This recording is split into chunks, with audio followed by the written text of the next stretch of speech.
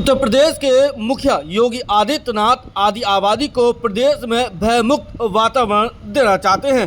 Police भी योगी सरकार की इस कवायद को अमली जामा पहनाने में जुटी हुई है, लेकिन इसके बावजूद भी कुछ लोग ऐसे हैं जिनके चलते आज भी आदि आबादी एक डर के साए में रह रही है। कुछ ऐसा ही मामला थाना एकता से सामने आया है, जहां एक नाबालिग ने अपना दर्द साझा किया है कि किस तरह से पड़ोस में रहने वाले एक अंकल उसे पिछले एक महीने से परेशान कर रहे हैं। एक टीवी चैनल ने इस खबर को लेकर ट्वीट भी किया है। ऊपर के में उनमें एक लड़का रहता है। क्या नाम है उसका? विजय यादव।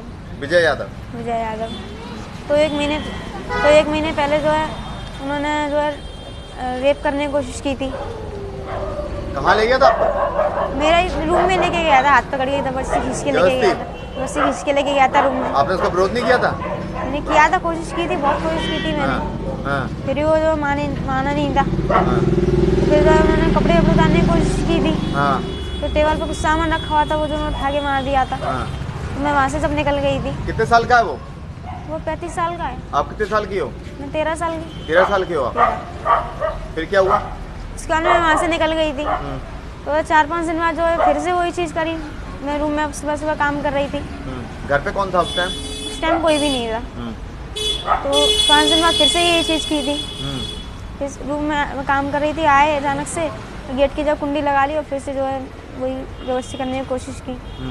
आपने क्या किया था? ये धक्का वक्का दिया था, हाथ पैर चलाए थे मैंने, कोशिश की थी, तो फिर से वहाँ से निकल गई थी।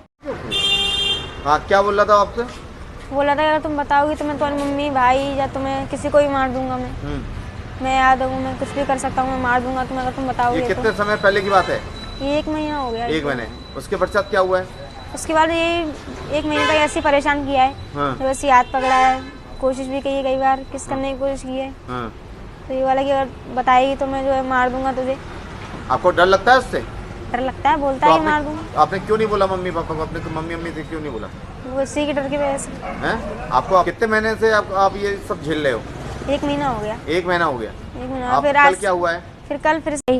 क्या नाम है जिसने छेड़खानी करी बच्ची से? उसका विजय यादव। ऊपर रहता है, ऊपर रहता है हमारे। उसने छेड़खानी करी थी, तब भी हमने मकान मालिक से शिकायत करी, तब भी कुछ नहीं हुआ। उसके बाद में मैं अभी 3-4 दिन पहले मैं जो है दवाई लेने जयपुर गई, भाई को देखने गई थी। तो तब जाके इसके साथ जो है छेड़खानी करी है, कपड़े वपड़े उतारने की कोशिश करी है, रूम में भी आया है, इसकी किस लेने की कोशिश की है। तब इसने मुझे कल सुबह मुझे बताया है, शाम को ही मैं आई हूँ। 1.5 महीने से परेशान थी बच्ची ने, कुछ बताया नहीं आपको? कुछ नहीं बताया था, डर रही थी ये बहुत, रो रही थी बहुत, डर रही थी बहुत।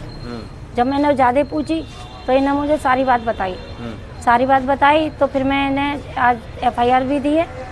आपने प्रार्थना पत्र दिया? प्रार्थना पत्र दिया है थाने पे। हुई अभी तक कोई ना आया है, ना कोई सुनवाई हुई है, ना कुछ हुआ है। कोई नहीं आया? कोई नहीं आया अभी तक। जबकि योगी आदित्यनाथ का सख्त आदेश है, सरकार के सख्त आदेश, नाबालिग बच्चों वाले प्रकरण में तत्काल कार्रवाई की जाए। तो योगी का आदेश है, लेकिन प्रशासन कहाँ कर रहा है कुछ? प्रशासन सुनता ही नहीं है। हम जैसे लोगों की कहाँ सुनता है? पैसे वालों की सुनते हैं। बच्ची का जैसा कहना है उसके कपड़े उतारने का प्रयास किया गया, उसका रेप करने का प्रयास किया गया। ये तो एक गंभीर धाराओं में आता है। गंभीर धाराओं में आता है, लेकिन पुलिस कहाँ ले रही है इस चीज़ को? योगी जी का है आदेश, पता है मुझे, लेकिन नहीं सुन रहा है कोई भी। हमारी कोई सुनवाई नहीं हो रही है। 12:30-1 बजे से अभी तक कोई भी परिंदा घर नहीं आया है हमारे। कोई व्यक्ति घर नहीं आया? फोन आया था आपके पास किसी का? नहीं।